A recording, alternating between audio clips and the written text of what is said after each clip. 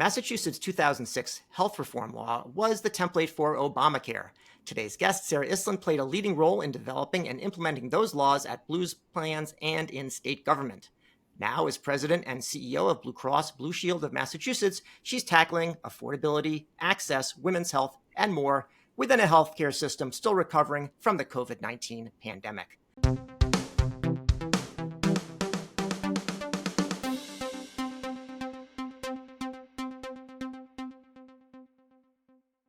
Hi, everyone. I'm David Williams, president of strategy consulting firm Health Business Group and host of the Health Biz podcast, where I interview top healthcare leaders about their lives and careers. If you like this show, please subscribe and leave a review. Sarah, welcome to the Health Biz podcast. Well, thanks so much for inviting me. It's great to be with you. Outstanding. Well, I'm glad to have you back in Massachusetts, so I figured it's a good time to do the podcast. I want to wind back all the way, though, and talk about sort of your early influences, what your upbringing was like, and frankly, any childhood influences that have stuck with you through your career. Well, I've got I hope what is a pretty compelling story because all of those early childhood influences really imprinted on me and are a huge part of how I ended up here now. So I am the child of two public servants, and I grew up on Capitol Hill in Washington, D.C., and you could literally, if you walked out my front door and just looked down the street, you could see the U.S. Capitol. So I grew up on East Capitol Street, which D.C., dead ends into the Capitol and has the Supreme Court on one side and the Library of Congress on the other side, and had two parents who could walk to work.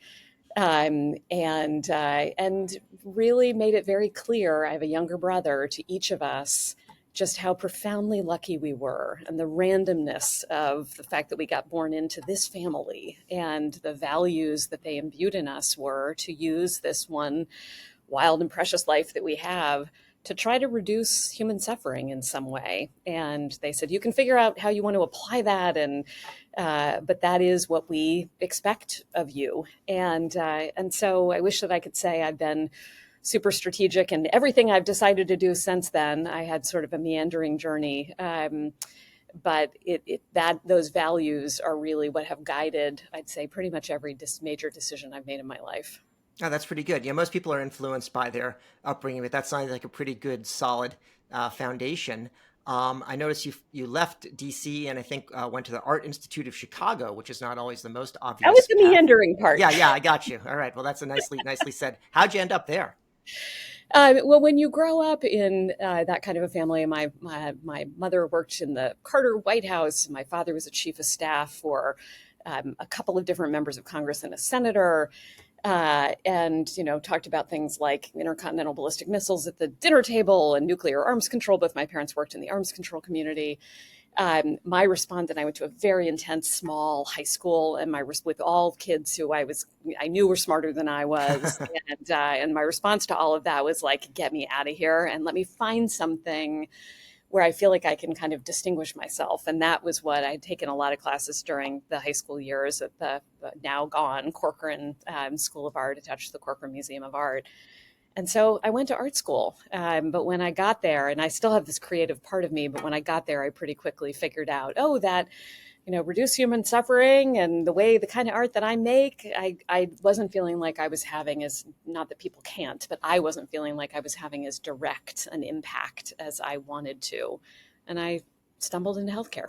Yeah, sounds good. So at some point you went to the Harvard School of Public Health, which is a more traditional path in a sense for where you ended up. Was that right after college or did you do some stuff in between?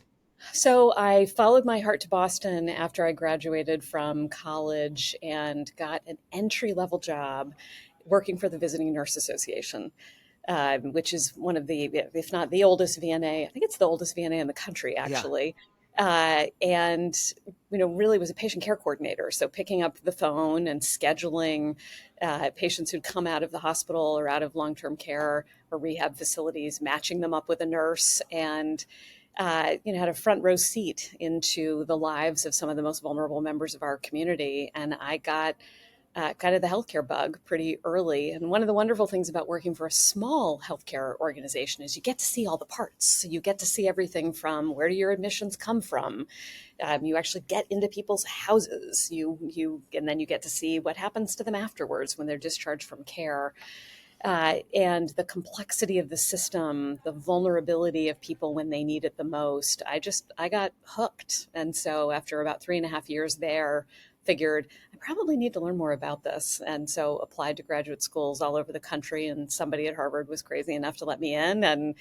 And so stayed in Boston. And, here I am back in this community, all those years later. Sounds good. So I think we ran into each other when you were in state government originally. Yep. And, people sometimes say that, Chia, now that's kind of like a weird name. That's a bad name, but they don't say that when they know that it used to be called DickFip.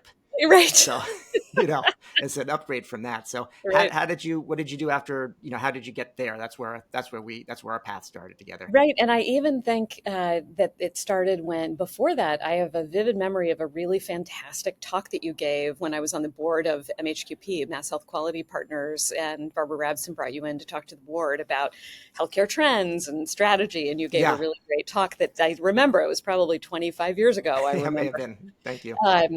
So when I finished, I was very lucky during graduate school to do an internship at the Division of Healthcare Finance and Policy. So way back when, you may remember, there was the Massachusetts Healthcare Purchaser Group. So it was a very early coalition of healthcare purchasers, employers, and state government. And they did a rate analysis that they commissioned. Interestingly, this private sector group commissioned a state government agency to look at health plan rates every year. And so that was actually my summer project between my first and second year of graduate school. And so found myself, in this really lucky position. I went on and worked for the Mass Hospital Association, and then came to Blue Cross with Andrew Dreyfus to work at the foundation. When Governor Deval Patrick was elected, I had this amazing opportunity to go back and be the commissioner of the agency you referenced, the Division of Healthcare Finance and Policy, about 7 years after I'd been an intern there in graduate school. So talk about terrifying career opportunities and experiences, was to go back as the former intern to being the commissioner, but it was really an extraordinary opportunity and a great agency that even in its current incarnation, I still think of as one of the jewels within the health and human services and healthcare policy infrastructure in the state.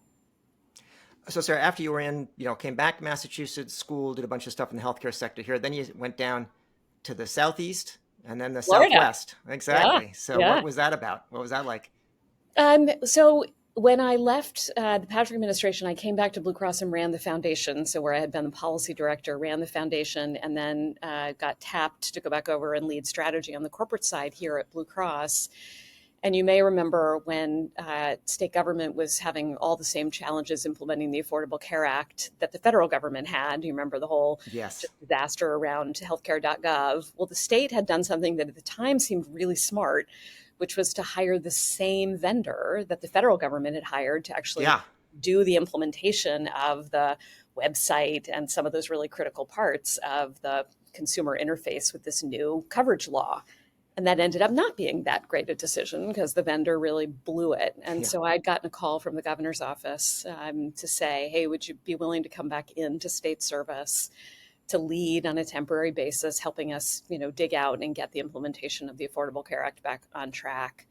And when I did that, I did that for 4 months and went back to Blue Cross afterwards to my job, and then got a call from Optum, part of United Health Group that had been the systems integrator for that project, and said, hey, we just watched you for 4 months on this project. You want to come join us? And so I actually left and spent a couple of years leading the federal government business for Optum, part of United Health Group, and then got tapped to go work at the Blue Plan in Florida, where I spent 4.5 years commuting between Boston and Florida. Yeah, you're dredging up some repressed memories. One of which was, I remember, we had the 2006 healthcare reform in Massachusetts. That Obamacare was modeled on that, and I figured, well, we already have it, so it should be straightforward to implement. And it turned out it was not at all straightforward. It was not just you're good. It was it was quite a transition. Well, and there are all these complexities. So there was both you had to do different things in terms of plugging into this federal marketplace. So there were operational and technical, but then you had to reconcile that with the fact that we actually have a more generous law in many ways. The Affordable Care Act was a lot bigger than just the coverage provisions of the law, but that Chapter 1, we have higher subsidies. We still have higher subsidies.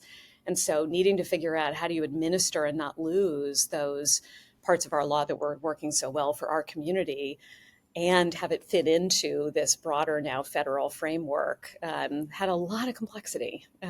So I'm happy to say that long after I left, the state continues to do a really fantastic job, and we continue to be one of the states with the lowest uninsured rates.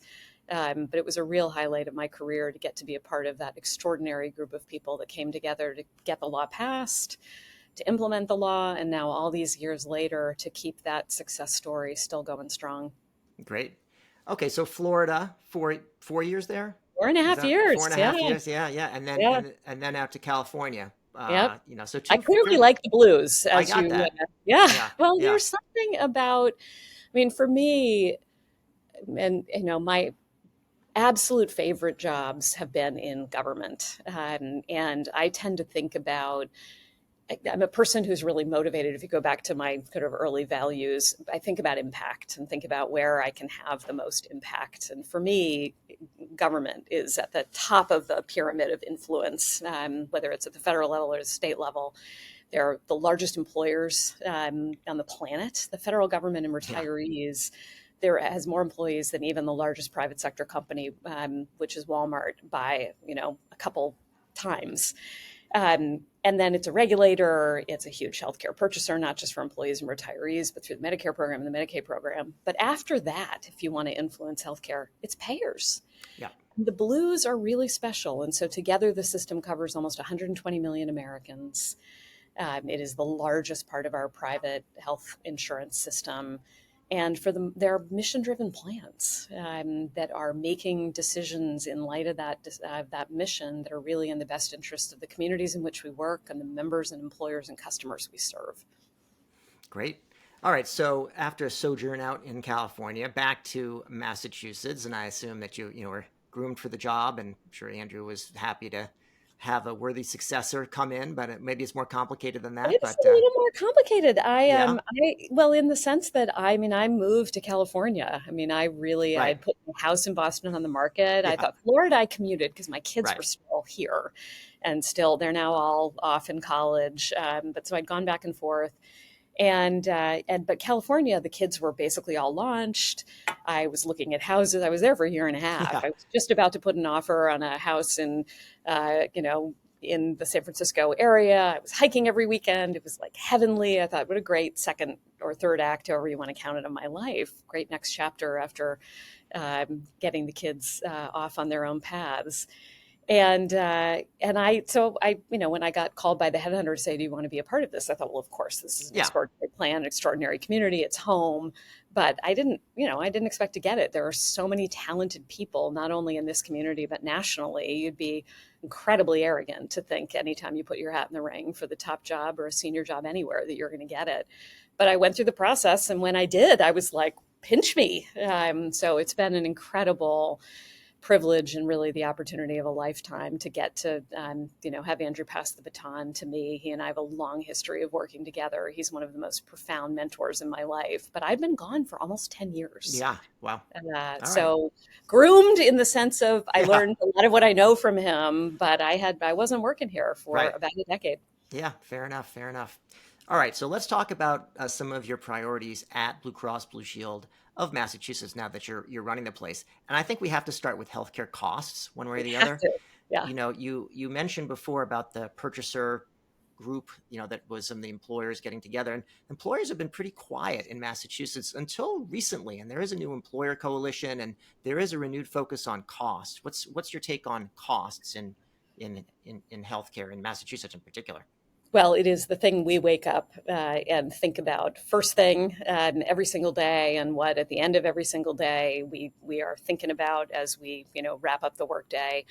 And it's frankly, we're raising the alarm because the trends that we see are really unaffordable. They're unaffordable both for employers in our community, but also for residents of our community who themselves have been asked over the last decade to pay more and more toward the cost of healthcare. And so we see this as a really profound societal challenge. We see this as a competitiveness issue for Massachusetts.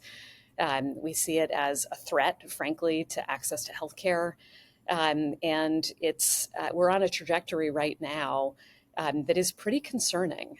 So we'd had a little bit of a reprieve during COVID, not for Right. good reasons. People No. couldn't actually access the care they needed, but it took some of the pressure off in terms of healthcare cost growth. We're now looking at healthcare cost trends. PricewaterhouseCoopers just came out with this study saying it's like they're projecting it's going to be about 8.5%. Wow. Well, if you think about the growth in the economy right now, which is, about 3%, we're now talking about a growth rate that is almost 3 times the growth rate in the overall economy. That's a problem. Here at Blue Cross and Mass, we're seeing trend that's like 8 to 9%. Yeah. And I don't see anything as I look out over the next few years that gives me a lot of confidence that trajectory is going to change. So Yeah. Affordability was always at least something people talked about. It is called the Affordable Care Act. yeah, After all, there have been some approaches beyond expanding coverage, like accountable care organizations, the whole overall value-based care. And there are programs on value-based care, including those that are provided by Blue Cross Blue Shield of Mass.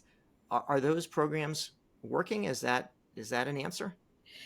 So I think the way we pay for care has got to be a part of the answer. It has been a part of the answer in Massachusetts for a long time. So given that we did start on this journey back in 2006 and made a very explicit and intentional decision to focus on coverage first and to not hold making progress on expanding access to healthcare hostage for our ability to make progress on the cost of healthcare and the affordability of healthcare, we always knew that we were going to have to tackle this. And we've been working on it. We've made some tremendous progress. We're fortunate both to be sitting in a state that has the highest adoption of value-based care. You talked about those other communities I worked in Florida, both nationally when I was with United, in Florida and in California. There's nowhere I've been that has a higher adoption of value-based care than here. And I'm proud of the role Blue Cross Blue Shield of Massachusetts has played advancing that in this state, though we're by no means alone. But it's not enough. And so I'm optimistic that if we continue to follow the blueprint that's worked so well for us as a community, where we come together as employers, as health plans, as providers, as physician leaders, if we come together as a community, that we'll be able to make more progress. But this next chapter is going to be harder than anything we've done yet, given the pressures that everybody's feeling, including hospitals and physician groups and really everybody who works in healthcare right now. Good. All right. Well, we'll have to follow up on that one once that one's conquered.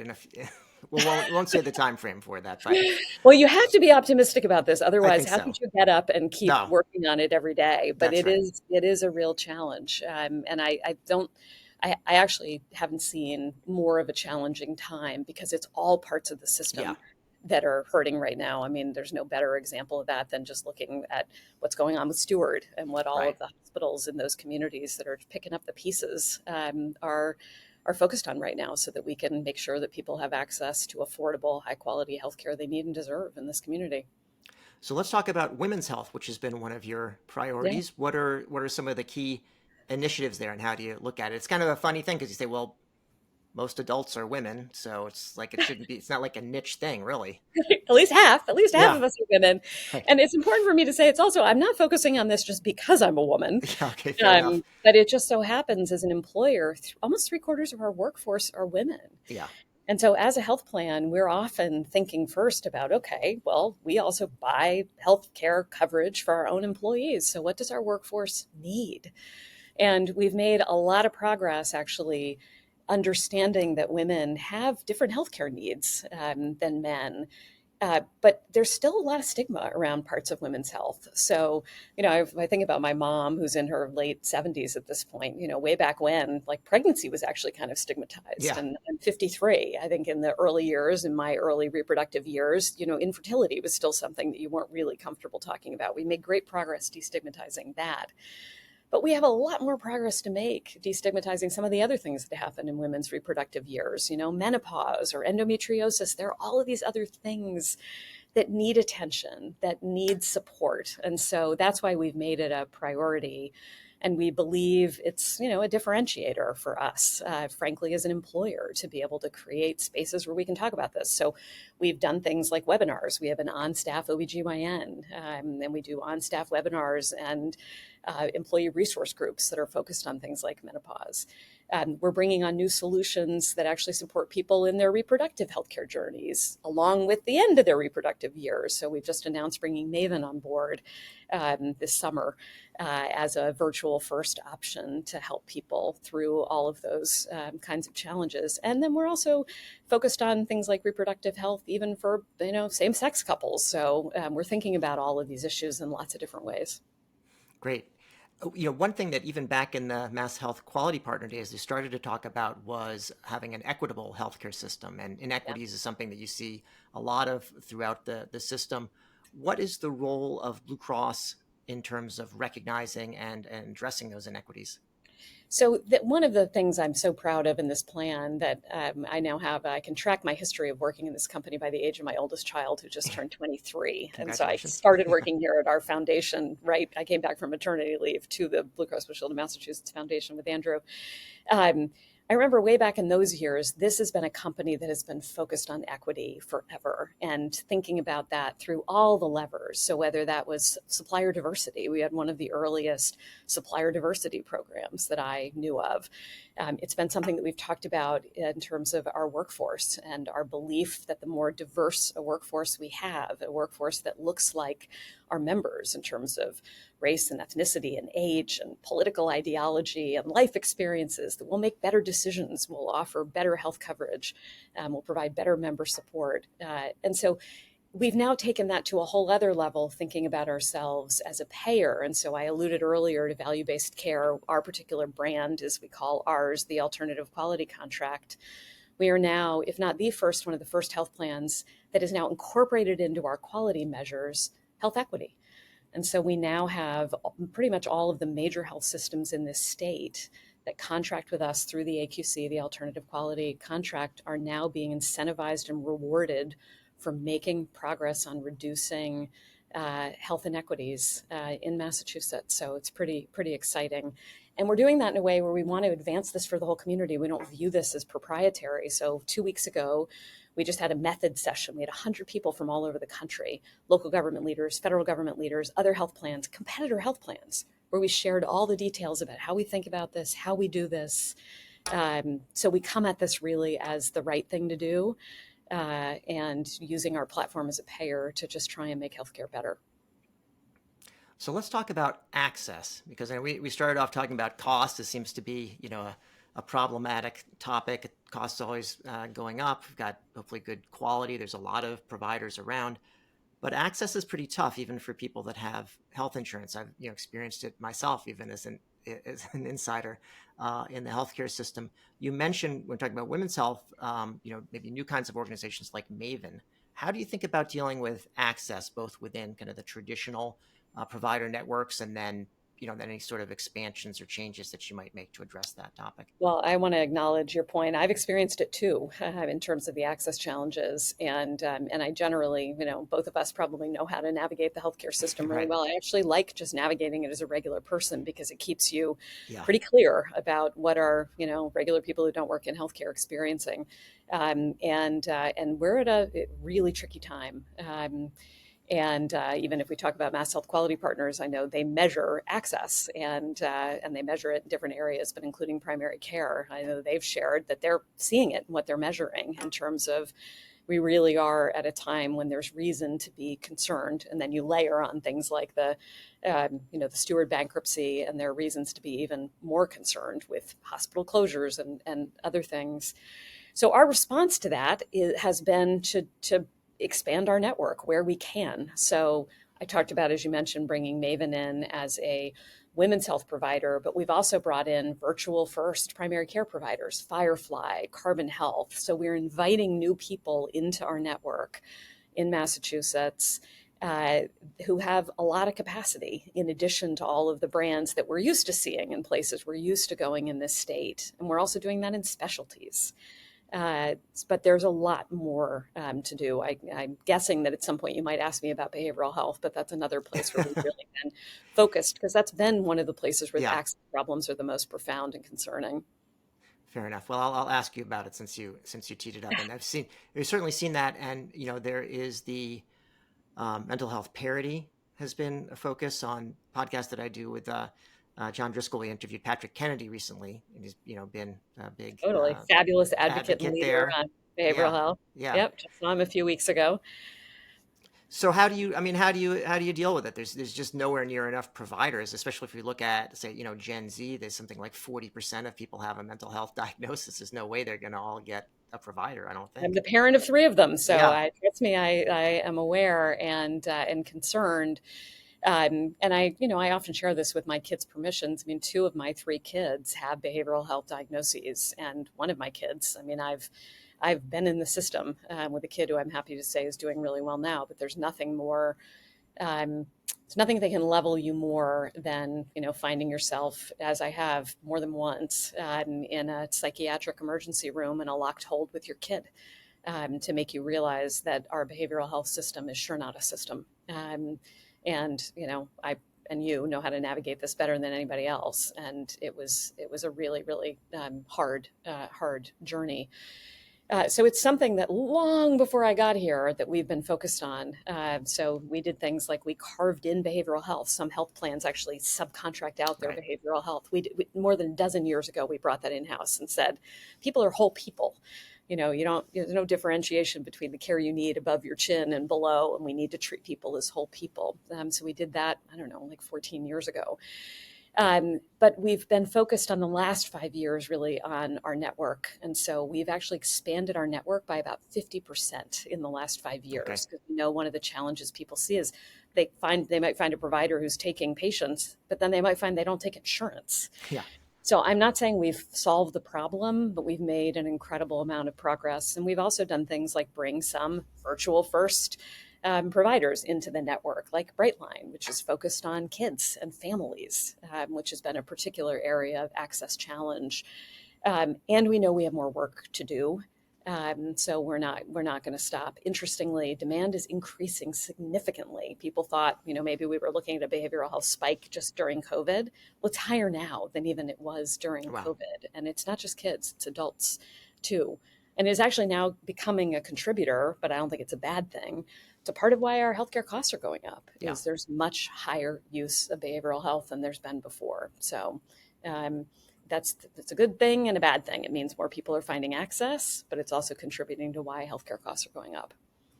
So let's talk about Steward Healthcare. You mentioned them a couple times, and the origin of Steward, part of it was that they're actually buying hospitals in more underserved communities. They had more of a Medicaid population. They're going to be lower cost and so on. And it hasn't really worked out that well, namely that they're in bankruptcy, closing hospitals, etc. What's your take on the Steward situation, and how do you contribute to trying to ameliorate the situation in the state? Well, and it's pretty complicated for us because we have an enormous amount. I mean, we have hundreds of thousands of members who have a relationship with Steward in some way or another, with a primary care physician or a specialist, or have had a baby there, or have had a procedure done there. We're also their health plan. Yeah. So we have been, in the thick of this from day one. What I can say is, because the state has done such a great job communicating what's happening. We've been planning for this as a community for a while. So just huge kudos to Secretary Walsh and all the other leaders in the Healy administration. But it is deeply concerning. And at a time when we've got real access challenges and capacity constraints and a lot of financial pressures in different parts of our healthcare system that are still emerging from the challenges posed by the pandemic and workforce challenges, it's a big concern. So what are we doing? We're just communicating. So when we found out about the closure of the two of Kearney and Neshoba Valley, we reached out. We literally were able to look in our all approved prior authorizations, identify any of our members who we knew in the next month had a procedure scheduled at one of those hospitals. We picked up the phone and called them, Yeah. and said, "We're here to support you." And so we have a whole other series of, again, outreach and communication that we're doing to try to reach out and help people navigate the healthcare system in what is likely a concerning time for many. And then we'll work with whoever the new owners end up being to make sure that we get them in network quickly, to make sure that people don't have disruptions in care. And we'll see what happens in the bankruptcy hearing that's just been rescheduled for Yeah. Friday. Okay, very nice. Sarah, my last question for you is whether you've read any good books lately or even in the past, anything you'd like to recommend to our Oh, listeners. I try to always keep sort of a nonfiction and a fiction going at the same time. I just read The Women, so on the fiction side, fabulous by Kristen Hanna, about nurses and the role of women in the Vietnam War. It was really, really great. And I'm a big Adam Grant fan. One book I just would always recommend is Give and Take. So I've read it, I've reread it. It's just really a fantastic book. And I sort of one of the things that I live by is really aspiring to be a giver. That's something I bring to work, in my head every day. Great. Well, not everybody's books are on theme and on point, but I think that's sort of wrapping up the interview about where we started it. So, Sarah Iselin, President and CEO of Blue Cross Blue Shield of Massachusetts, thank you for joining me today on the Health Biz Podcast. Thanks for having me. I really appreciate it. You've been listening to the Health Biz Podcast with me, David Williams, President of Health Business Group. I conduct in-depth interviews with leaders in healthcare business and policy. If you like what you hear, go ahead and subscribe on your favorite service. While you're at it, go ahead and subscribe on your second and third favorite services as well. There's more good stuff to come, and you won't want to miss an episode. If your organization is seeking strategy consulting services in healthcare, check out our website, healthbusinessgroup.com.